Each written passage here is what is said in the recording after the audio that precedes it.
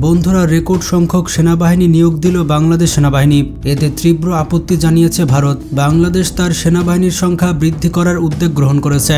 বন্ধুরা, বাংলাদেশ কতটা নিরাপদ থাকবে এটা নির্ভর করছে বাংলাদেশের সেনাবাহিনীর সক্ষমতার উপরে। মাঝে মধ্যে ভারতের শীর্ষ রাজনীতিবিদ থেকে শুরু করে ভারতীয় সেনাবাহিনীর উচ্চপদস্থ কর্মকর্তারা বাংলাদেশকে দখলের হুমকি দেয়। আর ভারতের এসব হুমকি মোকাবেলায় রেকর্ড সংখ্যক সেনাবাহিনী নিয়োগ দিবে বাংলাদেশ। বর্তমানে বাংলাদেশ সেনাবাহিনীর সংখ্যা 1,70,000, আর এটি বাংলাদেশের প্রতিবেশী দেশগুলোর তুলনায় অনেক কম।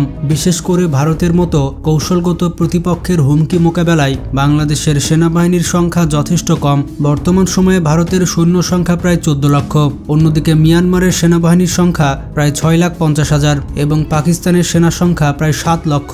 তো সেই হিসেবে বাংলাদেশ সেনাবাহিনীর আদর্শ সংখ্যা হওয়া উচিত 2,50,000। কিন্তু বর্তমানে বাংলাদেশে 60 থেকে 70,000 সেনা সদস্যের ঘাটতি রয়েছে। তবে সম্প্রতি বাংলাদেশ সেনাবাহিনী রেকর্ড সংখ্যক সেনা বৃদ্ধি করার ঘোষণা দিয়েছে।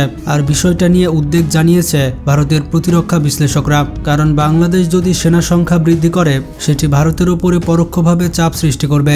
বর্তমানে ভারতের মোট সেনাবাহিনীর 60% সেনা চীন সীমান্তে মোতায়েন থাকে। অপরদিকে পাকিস্তান সীমান্তে কমপক্ষে 30% সেনা মোতায়েন থাকে। আর বাকি 10% সেনা সদস্য সেভেন সিস্টার্স সহ অন্যান্য রাজ্যে মোতায়েন করা আছে। স্বাধীনতাকামী গোষ্ঠীগুলোর হামলায় প্রাণ হারিয়েছেন ভারতীয় সেনাবাহিনীর বেশ কয়েকজন সদস্য। আর এমন ঘটনা রীতিমতো চিন্তায় ফেলে দিয়েছে নয়াদিল্লিকে। আর বাংলাদেশের সাথে সীমান্ত চুক্তি থাকায় বাংলাদেশ ভারত সীমান্তে সেনা মোতায়েন করে না ভারত, বরঞ্চ বাংলাদেশ ভারত সীমান্ত রক্ষার দায়িত্ব দেওয়া হয়েছে বিএসএফকে। কিন্তু বিএসএফ হচ্ছে একটি আধা সামরিক বাহিনী যারা পূর্ণ মাত্রায় যুদ্ধ করতে সক্ষম নয়। আর বাংলাদেশের সাথে যুদ্ধ করতে যাওয়ার মানে হচ্ছে ভারতের নিজের পায়ে নিজে কুড়াল মারা।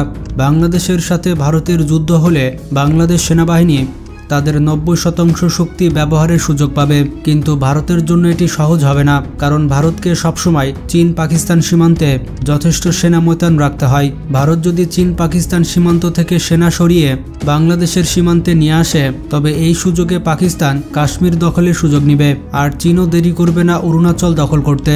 অন্যদিকে সেভেন সিস্টার্সের স্বাধীনতাকামীরাও নিজেদেরকে স্বাধীন করার জন্য সর্বশক্তি প্রয়োগ করবে। তাছাড়া ভারত কখনো আসাম, ত্রিপুরা, মিজোরাম দিয়ে বাংলাদেশের ওপরে আক্রমণ করতে পারবে না, কারণ এই সকল রাজ্য ঘন পাহাড় এবং বন জঙ্গল দিয়ে বেষ্টিত। যার কারণে এই সকল রাস্তা দিয়ে সামরিক সাজোয়া যান বা সেনাবাহিনী পাঠাতে পারবে না ভারত। কারণ মিজোরাম, মেঘালয়, ত্রিপুরা এই অঞ্চলগুলো পাহাড় এবং বন জঙ্গল দিয়ে ঘেরা। এই সকল দুর্গম এলাকা দিয়ে ট্যাঙ্ক এবং অন্যান্য অস্ত্রগুলো ভারত কোনোভাবে নিয়ে আসতে পারবে না।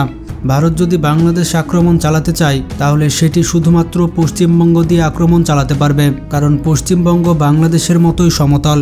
এই অঞ্চলে কোনো দুর্গম পাহাড় কিংবা ঘন বন জঙ্গল নেই। তবে ভারতীয় ট্যাঙ্কগুলো বাংলাদেশের মাটিতে চলাচলের উপযুক্ত নয়, কারণ বাংলাদেশের মাটি খুবই নরম। তাই ভারতীয় ট্যাঙ্কগুলো বাংলাদেশের মাটিতে চলাচল করতে পারবে না। তাছাড়া বাংলাদেশ নদীমাতৃক দেশ হওয়ার কারণে বাংলাদেশ প্রাকৃতিকভাবে সুরক্ষিত। ভারতের যুদ্ধ ট্যাঙ্কগুলো ডিজাইন করা হয়েছে চীন এবং পাকিস্তানের কথা বিবেচনা করে, কারণ পাকিস্তান এবং চীনের মাটি বাংলাদেশের মাটির মতো নরম নয়। তাছাড়া বাংলাদেশের আপৎকালীন নিরাপত্তা রক্ষায় 60 লক্ষ জনবলের বিশাল প্যারামিলিটারি বাহিনী রয়েছে। বর্তমানে বাংলাদেশের আনসার বাহিনী পৃথিবীর সবথেকে বড় প্যারামিলিটারি ফোর্স এবং বাংলাদেশের আনসার বাহিনীর সংখ্যা প্রায় 68 লক্ষ। যুদ্ধের সময় বাংলাদেশ সেনাবাহিনীর সাথে কাঁধে কাঁধ মিলিয়ে যুদ্ধ করতে পারবে আনসার বাহিনী।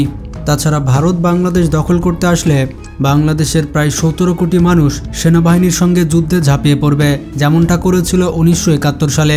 2001 সালে বড়াইবাড়ির যুদ্ধে বিডিআরের গুলিতে প্রায় 178 জন বিএসএফ সৈন্য নিহত হয়। 2001 সালের 18 এপ্রিলের যুদ্ধে মাত্র 8 জন বিডিআর সদস্যের কাছে ভারতীয় বিএসএফ বাহিনী শোচনীয়ভাবে হেরে যায়। মাত্র 8 জন বিডিআর সদস্যের কাছে শোচনীয় পরাজয় বরণ করতে হয় ভারতীয় সীমান্তরক্ষী বাহিনীকে। এই ঘটনার পর অনেকে ধারণা করেছিল ভারতীয় বিএসএফ বাহিনী কিছু আর্টিলারির মাধ্যমে হয়তো কিছু বিডিআর পোস্ট দখলের চেষ্টা করবে, কিন্তু ভারতীয় সেনাবাহিনী তেমন কিছু করার সাহসই দেখায়নি। ভারত কখনোই বাংলাদেশকে সামরিকভাবে কোনো ক্ষতি করতে পারবে না। তারা শুধু সিনেমাতে দেখাতে পারবে যে তাদের সেনাবাহিনী কতটা দক্ষ।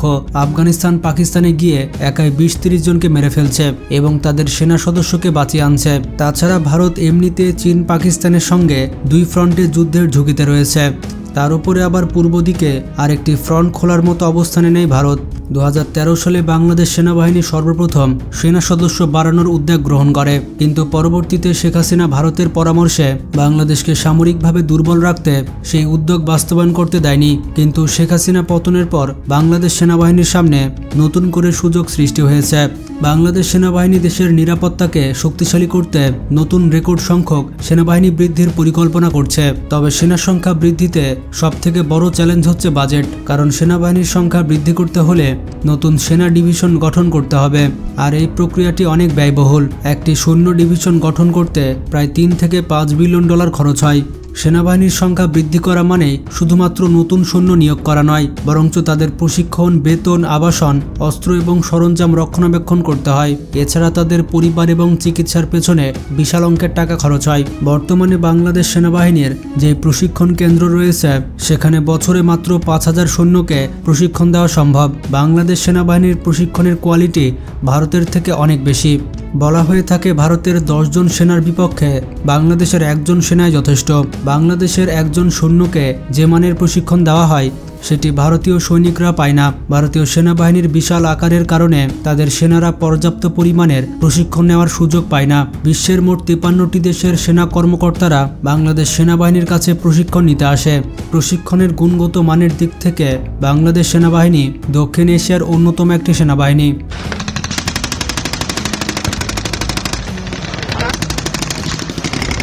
বর্তমানে বাংলাদেশ সেনাবাহিনীর 9টি পদাতিক ডিভিশন রয়েছে। ফোর্সেস গোল 2030-এর আওতায় বাংলাদেশ সেনাবাহিনী আরও নতুন 3টি পদাতিক ডিভিশন গঠনের পরিকল্পনা গ্রহণ করেছে। বর্তমানে বাংলাদেশ সেনাবাহিনীর 9টি পদাতিক ডিভিশনের আওতায় 56টি পদাতিক ব্রিগেড রয়েছে, যার আওতায় রয়েছে 1,50,000 সৈনিক। অর্থাৎ প্রতিটি ডিভিশনের আওতায় 20 থেকে 22,000 সেনাবাহিনী কাজ করে। বৈশ্বিক শান্তি রক্ষায় বাংলাদেশ সেনাবাহিনীর ভূমিকা অনেক গুরুত্বপূর্ণ। বাংলাদেশ সেনাবাহিনীর পেশাদারিত্ব এবং দক্ষতার কারণে বিদেশি মিশনগুলোতে বাংলাদেশ সেনাবাহিনীর চাহিদা থাকে সবার উপরে। স্বাধীনতার পর থেকে আজ পর্যন্ত পৃথিবীর 43টি দেশে মিশন পরিচালনা করেছে বাংলাদেশ সেনাবাহিনী, যার ফলে সেনাদের বাস্তব সামরিক অভিজ্ঞতা এবং দক্ষতা বহুগুণে বৃদ্ধি পেয়েছে। বাংলাদেশের প্রশিক্ষিত সেনাদের চাহিদা বর্তমানে পুরো বিশ্ব জুড়ে রয়েছে। জাতিসংঘের মিশনের পাশাপাশি কাতার, কুয়েত, বাহরাইন সহ পৃথিবীর বিভিন্ন দেশে বাংলাদেশ সেনাবাহিনীর ব্যাপক চাহিদা রয়েছে। বর্তমানে কুয়েত দেশটিতে প্রায় 7000 বাংলাদেশ সেনাবাহিনী কাজ করছে, যারা কুয়েতের স্বরাষ্ট্র মন্ত্রণালয়ের তত্ত্বাবধানে বিভিন্ন রকম দায়িত্ব পালন করছেন। প্রতি বছর বিদেশে কর্মরত বাংলাদেশ সেনাবাহিনীর সদস্যরা বাংলাদেশে প্রায় $1 বিলিয়ন রেমিটেন্স পাঠায়। আর বাংলাদেশ সেনাবাহিনী সত্যি বাংলাদেশের জন্য গর্ব। তাই বাংলাদেশ সেনাবাহিনী যে পরিকল্পনা গ্রহণ করেছে তা দ্রুতই বাস্তবায়ন করা উচিত, কারণ বাংলাদেশ সেনাবাহিনীর সংখ্যা যত বৃদ্ধি পাবে বাংলাদেশের নিরাপত্তা ততই সুরক্ষিত হবে। তা আপনার কি মনে হয়, বাংলাদেশের সেনা সদস্য বৃদ্ধি করা উচিত কিনা?